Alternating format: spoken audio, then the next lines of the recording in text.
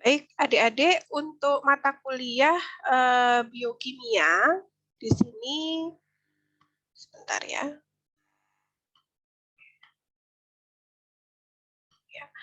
Untuk mata kuliah biokimia ini dosen pengampunya. Jadi ada Bu Martina sebagai penanggung jawab mata kuliah. Kemudian ada tim teaching, di sini ada Pak Jelang dan juga Pak Gale. Jadi kita bertiga untuk mata kuliah biokimia ini ya, karena memang irisan ya, perpaduan antara mata kuliah biologi, kimia dan juga kedokteran gitu. Lalu mata kuliah biokimia ini SKS-nya ada 2 SKS, adik-adik. Untuk mata kuliah prasyaratnya adalah biologi dasar, anatomi fisiologi manusia, dan kimia organik 1 ya. Jadi kalau kita lihat di sini memang perpaduan ya antara mata kuliah biologi, mata kuliah kimia, dan juga kedokteran yaitu anatomi fisiologi manusia. Kemudian untuk deskripsi mata kuliahnya, jadi mata kuliah biokimia ini nantinya akan mempelajari tentang dasar-dasar biokimia dan biologi molekuler, kemudian dasar-dasar metabolisme, lalu juga mempelajari tentang enzim, ya, kemudian ada bioenergetika, lalu karbohidrat dan juga metabolismenya, lipid dan metabolismenya, protein dan metabolismenya, kemudian zat xenobiotik atau zat asing beserta metabolismenya, kemudian asam nukleat, dan juga ada biokimia sel dan jaringan. Ya. Lalu untuk capaian pembelajaran dari mata kuliah biokimia ini ada 4, yaitu aspek sikap, pengetahuan, keterampilan umum, dan keterampilan khusus. Untuk aspek sikap, ini saya mengambil aspek sikap ke-9, yaitu sikap bertanggung jawab ya. Bertanggung jawab dalam hal mengikuti perkuliahan dengan baik, kemudian mengerjakan tugas tepat pada waktunya dan sesuai dengan yang diminta, lalu juga mengikuti ujian biokimia. Kemudian aspek pengetahuan, di sini mahasiswa diharapkan mampu menghubungkan konsep biokimia dalam penerapannya di bidang klinis dan juga farmasi. Gitu ya, karena kita nanti akan mempelajari molekul-molekul di dalam tubuh serta reaksinya, nanti ini harus dikembangkan, harus dihubungkan dengan proses-proses biologis atau fisiologis normal maupun tidak normal, yang kaitannya itu nanti ke bidang kesehatan ya, kedokteran secara umum maupun bidang farmasi.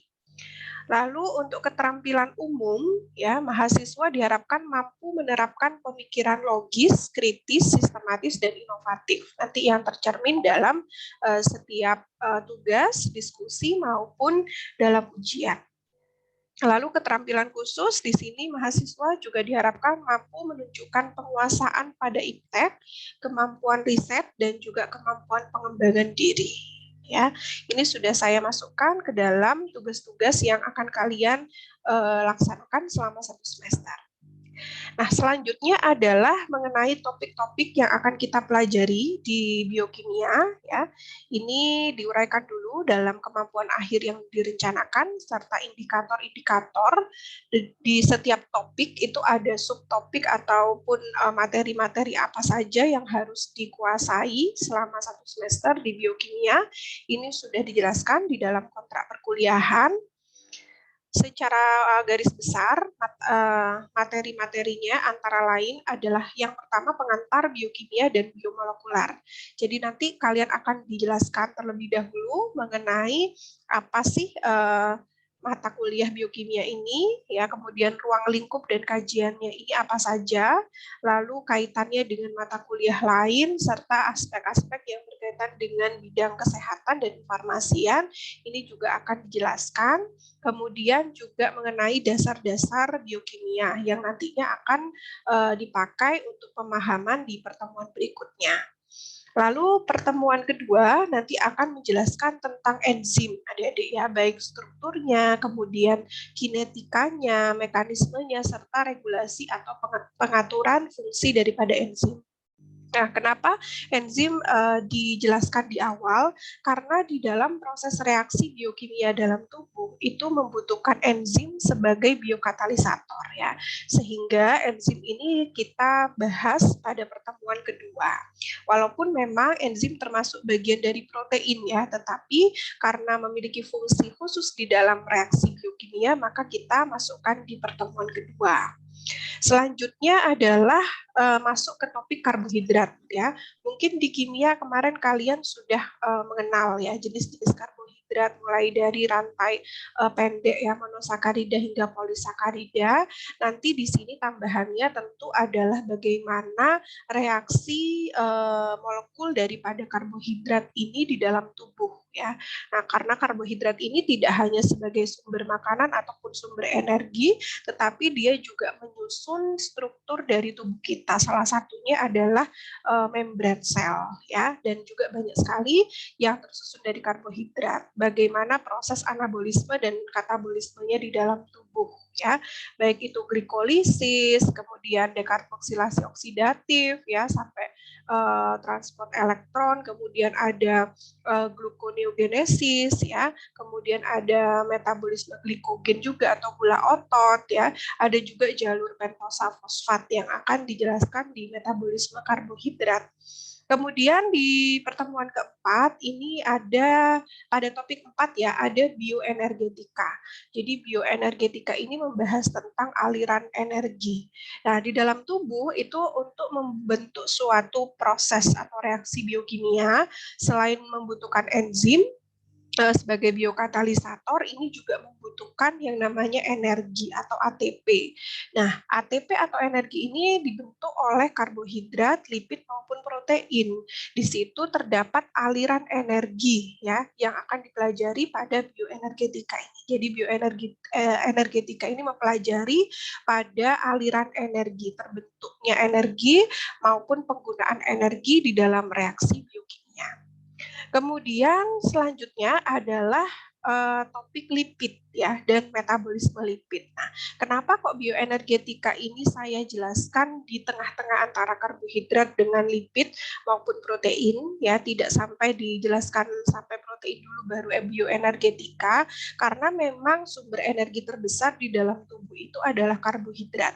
Jadi saya jelaskan dulu karbohidrat, kemudian ada bioenergetika di situ, ada aliran energi yang kalian pahami, lalu masuk ke dalam lipid. Yang mana lipid pun juga sebagai sumber energi tetapi setelah karbohidrat. Begitu Adik-adik. Nah, berikutnya tentang lipid dan metabolisme lipid. Di sini kalian akan dikenalkan apa saja, bagaimana sih struktur utama daripada lipid, kemudian jenis-jenis dari lipid itu ada apa saja ya, mulai dari triasilgliserol, kolesterol ya, dan lipid-lipid lainnya serta fungsi-fungsinya di dalam tubuh begitu. Ya, jadi kalau kita mengenal lipid itu tidak hanya tentang lemak tak jenuh dan lemak jenuh, tidak hanya itu, tidak hanya kolesterol ya.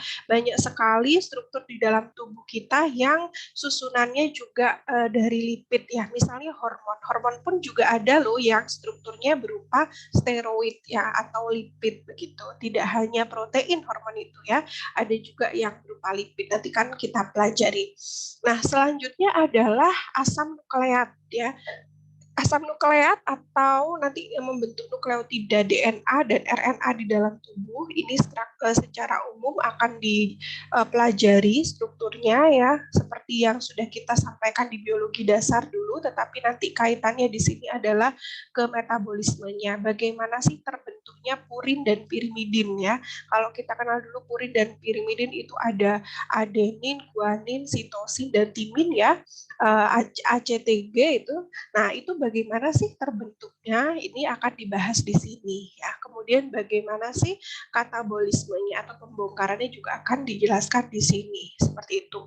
Sampai juga ke sintesis protein. Nah, selanjutnya adalah ke protein ya, protein dan metabolismenya. Nanti akan dijelaskan ya struktur struktur dasar dari protein, yaitu asam amino. Kemudian asam amino itu ada apa saja sih di dalam tubuh ya, ataupun di alam ini ada asam amino esensial dan non esensial. Kemudian berdasarkan ikatannya itu juga ada apa saja protein itu ya, mulai dari yang primer sampai dengan tersier ya, atau kuartener seperti itu. Kemudian sekaligus juga metabolismenya, bagaimana sih terbentuknya protein di dalam tubuh, kemudian bagaimana dia digunakan. Nah, ini akan dibahas di protein dan metabolisme protein. Nah, selanjutnya adalah zat xenobiotik ya. Zat xenobiotik itu apa? Zat xenobiotik ini adalah zat asing yang masuk ke dalam tubuh ya. Jadi kalau dari tadi kita pelajarinya itu adalah zat-zat yang memang ada di dalam tubuh seperti karbohidrat, lipid, protein itu dan asam nukleat itu sejatinya sudah ada di dalam tubuh manusia, begitu ya. Nah, kalau zat xenobiotik ini yang berasal dari luar, misalnya apa? Misalnya obat-obatan, makanan ya, makanan yang strukturnya di luar ini ya. Nah, ataupun bahan zat-zat aditif ya di dalam tubuh itu metabolismenya bagaimana? Nanti akan dipelajari. Contohnya misalnya alkohol ya, kalau kita minum alkohol metabolismenya di dalam tubuh tuh seperti apa ya. Kemudian obat-obatan juga nanti kita sampling ya beberapa contoh obat, nanti bagaimana sih metabolismenya di dalam hati, di hepar ya, atau di dalam tubuh itu seperti apa. Ini masuk di dalam zat xenobiotik. Lalu adik-adik yang berikutnya adalah tentang biokimia sel dan komunikasi ekstra dan intraseluler ya. Di sini akan lebih dijelaskan bagaimana komponen biokimia di dalam sel, mulai dari membran sel ya, struktur daripada sitoplasma itu kandungannya apa saja, kemudian penyusun organel dan nukleus ya. Lalu juga di dalam membran bagaimana struktur membran sehingga terjadilah komunikasi antar sel, lalu terjadi perpindahan zat dari dan ke dalam sel. Nah, ini juga masih dalam kajian biokimia, adik-adik ya. Nah, kemudian yang terakhir adalah biokimia jaringan dan tubuh ya. Selain yang sudah saya sebutkan tadi, kita juga mempelajari ya zat-zat lain di dalam tubuh yang sudah secara spesifik membentuk suatu molekul. Contohnya protein ya. Di dalam tubuh kita itu protein bentuknya banyak ya. Ada yang membentuk molekul protein di dalam darah. Contohnya misalnya bilirubin ya. Kemudian ada kreatinin, lalu ada fibrinogen ya, banyak sekali protein-proteinnya, hemoglobin gitu ya. Itu akan kita pelajari strukturnya. Kemudian hormon juga termasuk di dalamnya ya. Jadi itu adik-adik untuk materinya yang akan kita pelajari di dalam biokimia. Kemudian untuk bahan bacaan atau referensi, ini kalian bisa menggunakan buku-buku berikut ya. Kalau ini yang banyak di perpustakaan Stikes ya, adik-adik untuk buku utama saya biasanya menggunakan Biokimia Harper ya. Ini mungkin tidak terlihat ya karena saya pakai background ya. Nah, Biokimia Harper ini cukup banyak digunakan di mahasiswa kedokteran dan farmasi karena biokimianya memang khusus untuk mempelajari biokimia sel tubuh manusia, begitu ya, yang kaitannya dengan bidang kesehatan. Jadi tidak biokimia secara umum, biokimia tumbuhan juga tidak kita pelajari ya, yang terutama adalah tentu biokimia yang berkaitan dengan proses dalam tubuh manusia. Seperti itu. Kemudian untuk penilaiannya secara umum sama dengan yang lain ya, adik-adik ya. Sebelum ke penilaian saya ke strategi mata kuliah ini karena masih pandemi sama seperti yang lain adik-adik jadi online offline. Kalau offline-nya untuk praktikum ya. Kalau yang online ini secara sinkronus tatap muka bisa menggunakan Zoom meeting dan asinkronusnya dengan e-learning.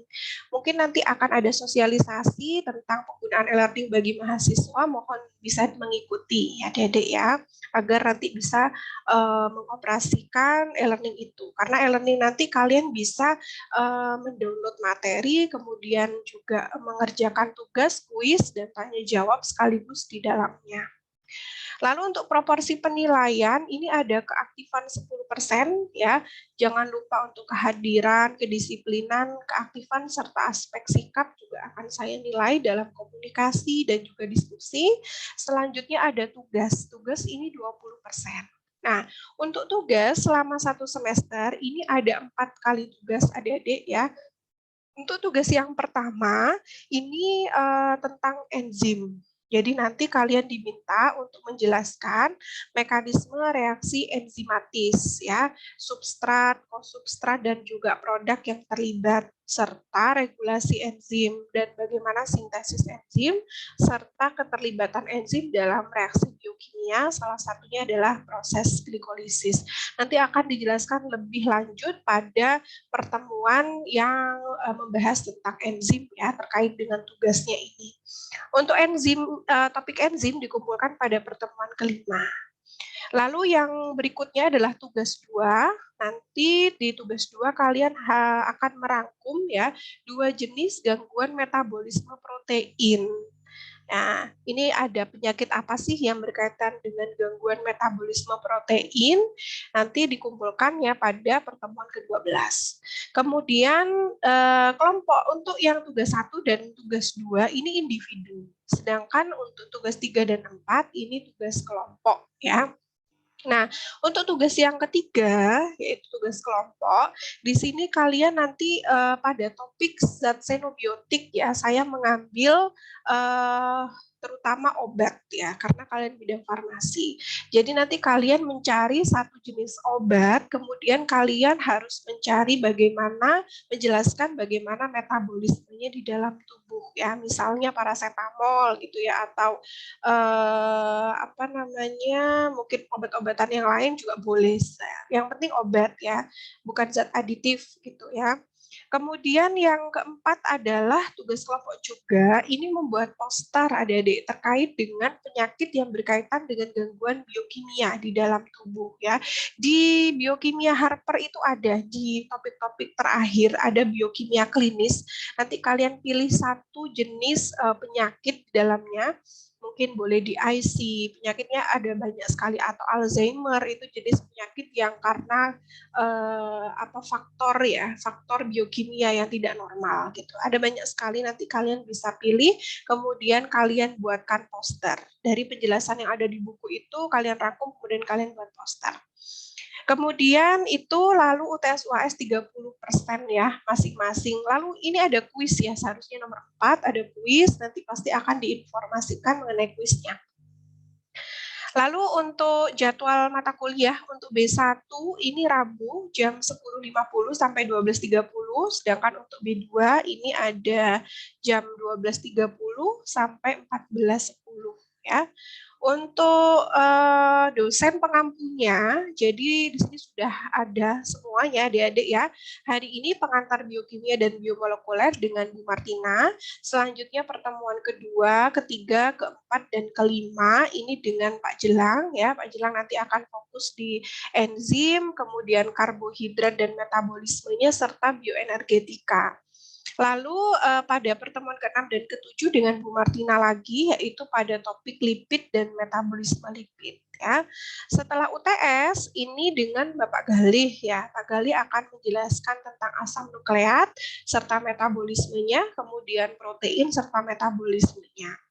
Lalu pada pertemuan ke-13 dengan saya lagi, yaitu dengan topik metabolisme xenobiotik ya, kemudian biokimia sel dan juga komunikasi ekstraseluler serta biokimia klinis ya. Jadi 4 tugas tadi sudah saya sebar ke masing-masing dosen ya. Jadi untuk enzim nanti kalian mengumpulkannya dengan Pak Jelang, kemudian untuk yang protein dengan Pak Gale, lalu xenobiotik dan juga biokimia klinis ini dengan saya. Baik adik-adik, itu dia untuk kontrak perkuliahan biokimia. Sampai di sini apakah ada pertanyaan untuk teori biokimia adik-adik? Izin bertanya Ibu. Iya, silakan Mbak Andira. Apa itu tadi kan ada tugas kelompok. Itu untuk kelompoknya dipilih dari Ibu atau mungkin dari PJMK? Saya pilih ya, nanti dosen yang akan memilih. Seperti itu, insya Allah akan saya share dalam minggu ini ya.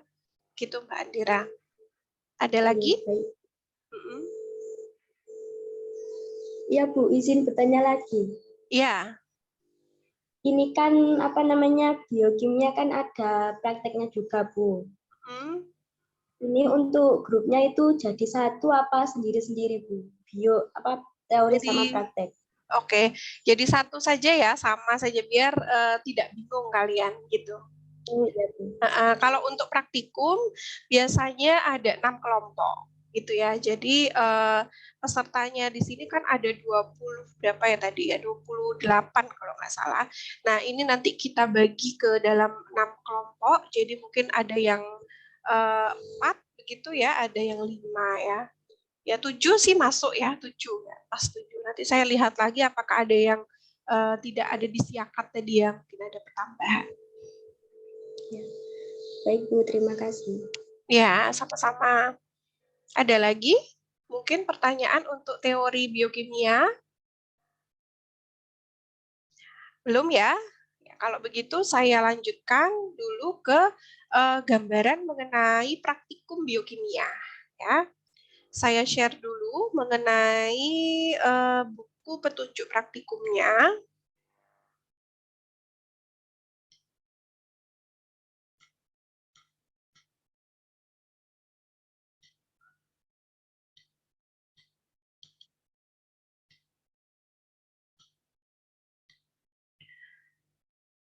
Baik, sudah muncul ya adik-adik untuk file buku petunjuk praktikum? Sudah, Bu. Ya. Oke, untuk petunjuk praktikum biokimia ini saya langsung saja menjelaskan apa-apa yang akan kita praktikumkan pada semester ini.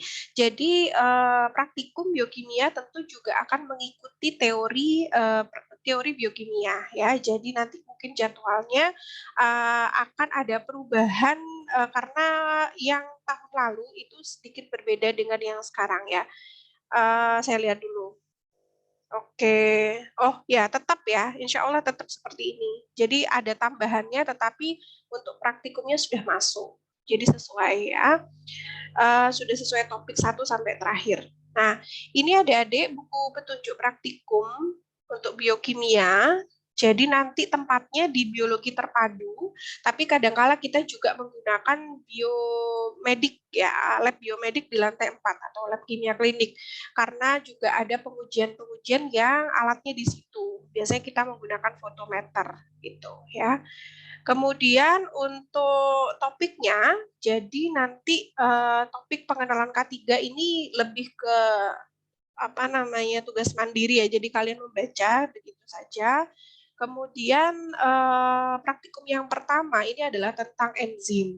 Jadi minggu depan kalau sudah masuk ya, kalian sudah melakukan pendataan vaksin ya semua ya.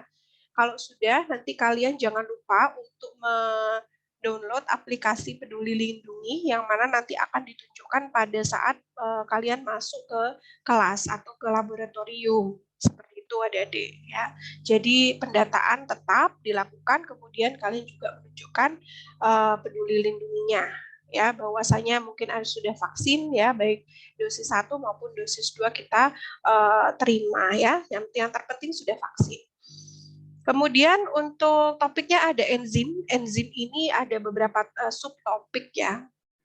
Ada yang membahas tentang jenis-jenis enzim, kemudian faktor-faktor yang mempengaruhi kerja enzim, ini kan kita akan praktikumkan. Kemudian ada topik karbohidrat, lanjutnya ada topik lipid, topik protein, asam nukleat, dan terakhir adalah topik zat xenobiotik ya. Nah, ini untuk gambaran praktikumnya. Untuk penilaian di sini keaktifan 10%, kemudian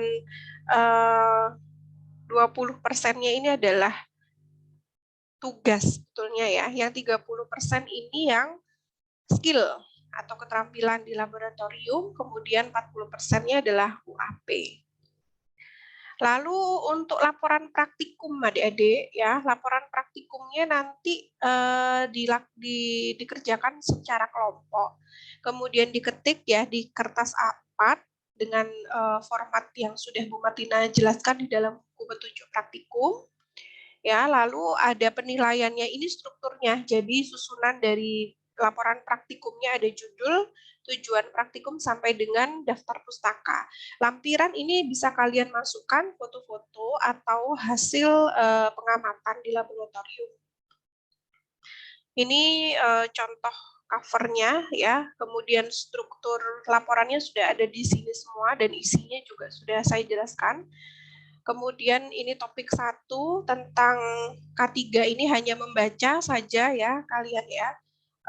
Kemudian nanti minggu depan langsung ke topik 2 yaitu tentang jenis enzim. Nah, di sini nanti kalian akan belajar jenis-jenis enzim ya. Nah, ini banyak sekali. Mohon kalian bisa membaca dulu nanti sebelum praktikum ya, Dek ya. Ada uji enzim katalase, ada uji enzim hidrolase ya, kemudian enzim protease atau proteolitik, kemudian dehidrogenase ya. Ya, lalu berikutnya adalah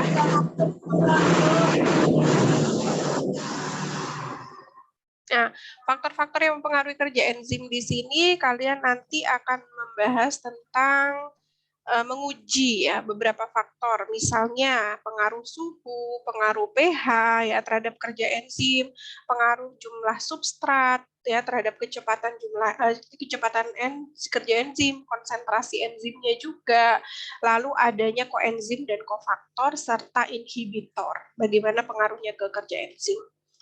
Lalu karbohidrat, di sini nanti kalian juga akan mempelajari strukturnya terlebih dahulu, lalu uji jenis karbohidrat, kemudian juga ada reaksi hidrolisis karbohidrat, lalu ada menguji kandungan glukosa di dalam darah, ya adik-adik ya.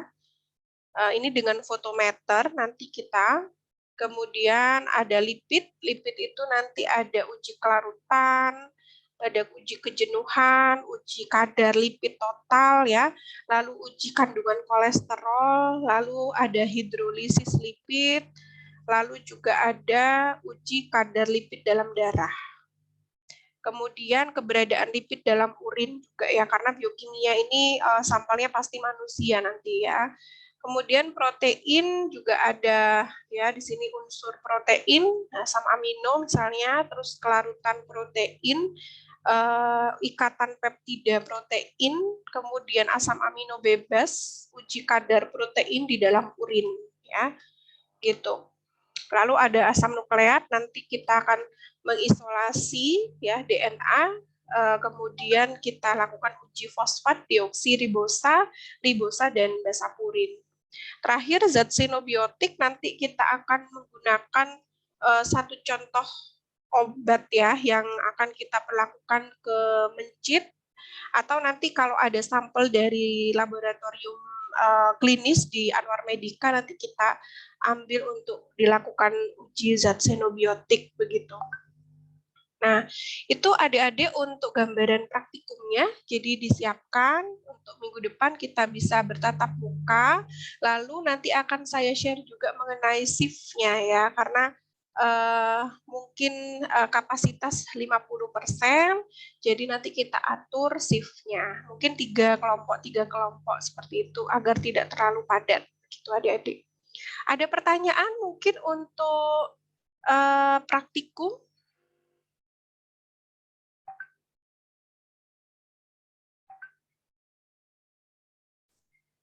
Sudah cukup jelas adik-adik ya? Izin Bu, izin bertanya kembali. Iya Mbak Andira silakan. Praktek ini berarti ada 2 shift, terus itu kan kelompok Bu ya? Atau betul. Individu? Kelompok, tetap kelompok. Iya, untuk laporannya pun nanti juga kelompok ya. Seperti itu. Terus untuk laporan itu dibuat setelah praktikum berarti Bu? Iya, betul. Jadi nanti begini, setelah praktikum kan biasanya ada hasil ya. Hasil itu nanti di ACC dulu. Kalau sudah di ACC, kalian bisa gunakan untuk menyusun. Tetap nanti dilampirkan di dalam laporannya. Nanti hasil dibuat setelah tersendiri. Jadi ada kolom hasil, nanti kalian berupa ketikan begitu ya. Kalau tabel berarti kalian ketik ulang, nanti hasil yang berupa tulis tangan itu dijadikan lampiran. Yang pada hari hanya itu kan ada tulis tangan yang di ACC kan biasanya. Nah, itu dikumpulkannya di minggu berikutnya. Begitu Mbak. Berupa print out ya nanti ya. Tetap ya. Oh ya, terus itu Bu, untuk kelompoknya ini tetap dipilih dari ibunya ya Bu? Dari dosennya? Ya, dari saya dan tim nanti, Pak Jelang dan Pak Galih yang akan memilihnya. Seperti itu. Kita samakan saja ya dengan teori supaya mudah mengingatnya ya. Gitu. Oh gitu. Ya. Bu, iya Bu, untuk praktek itu berarti kan biasanya kan ada kayak bawa buku gitu loh Bu buat praktek. Itu nanti gimana Bu? Buku nanti untuk buku kerjanya itu sudah jadi satu dengan buku praktikumnya ya. Mungkin kalian bisa lihat di sini. Saya share lagi. Jadi nanti contoh pengamatan untuk asam nukleat. Jadi hasilnya sudah di sini. Begitu. Nah, nanti kalau hasil kelompok kalian buat di kertas ya, satu kelompok satu untuk di-ACC-kan. Gitu ya. Jadi tidak perlu membawa jurnal ya, Dede ya. Jadi buku praktikumnya itu sudah sekaligus buku kerja. Seperti itu, Mbak. Ya, nanti untuk bukunya, ini bukunya kan sedang dicetak. Nanti kalau minggu depan masih belum ada, kalian bisa print out untuk satu kelompok satu aja, enggak apa-apa ya. Jadi contoh topik satu, nanti satu kelompok ngeprint satu begitu saja, boleh. Nanti filenya akan saya berikan. Jadi file petunjuk praktikumnya akan saya share untuk belajar juga. Seperti itu ya. Gitu, terima kasih. Ya, sama-sama. Ada lagi ya, Mbak, yang lain? Mbak, mas-mas yang lain? Untuk bahan-bahan, nanti secara umum banyak yang sudah kita siapkan, tapi mungkin ada satu dua yang mungkin kalian bawa dari rumah ya nanti ya. Karena harus fresh, mungkin juga seperti itu, atau sampelnya dari urin ya, misalkan sampel urin, nanti yang urin patologis kita siapkan dari lab medis di Anwar Medika, atau kalau nanti urin sehat ya berarti dari kalian gitu ya.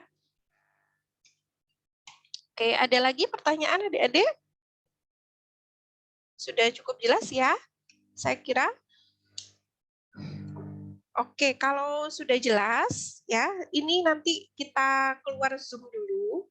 Setelah itu kita gabung Zoom lagi untuk penjelasan mengenai pengantar biokimia, begitu ya. Karena dibatasi ya, ini dengan Zoom Bu Martina sendiri, saya tidak pakai Zoom Stickers tadi supaya bisa direkam. Oke, saya akhiri dulu untuk penjelasan mengenai kontrak kuliah. Setelah ini kita bergabung lagi di Zoom untuk materi pengantar biokimia. Ya, terima kasih. Saya akhiri dulu ya. Nanti kita gabung lagi.